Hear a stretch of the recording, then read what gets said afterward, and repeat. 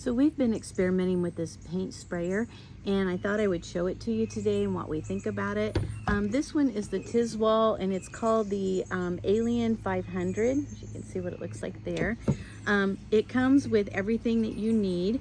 It comes with the filter so you can pour your paint in. It has these different settings that you can use for the different nozzle sizes. Oops, get it away.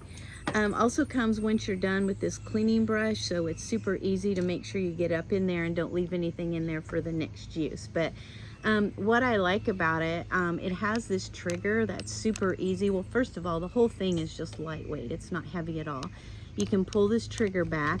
If you want to adjust the flow, it has this little knob right here you just adjust.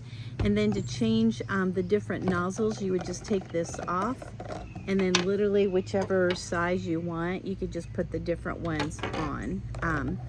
If you want it to go like horizontally, you just turn it. If you want it vertically to spray, or if you want it to be like in a circle, you would just turn it halfway. So just turn it whichever way you want it. When you do put your paint in for the first time, you want to make sure that you add a little water and then test it to make sure. When we did some on our playhouse, the first time we got it too thin and had to add some more. So you just kind of have to experiment and see. You can use it like our playhouse is wood, but you can use this on metal, your walls. I'm outside today, but you can use it inside. Just a lot of old stuff we're wanting to paint, so I'm excited to try it for that as well.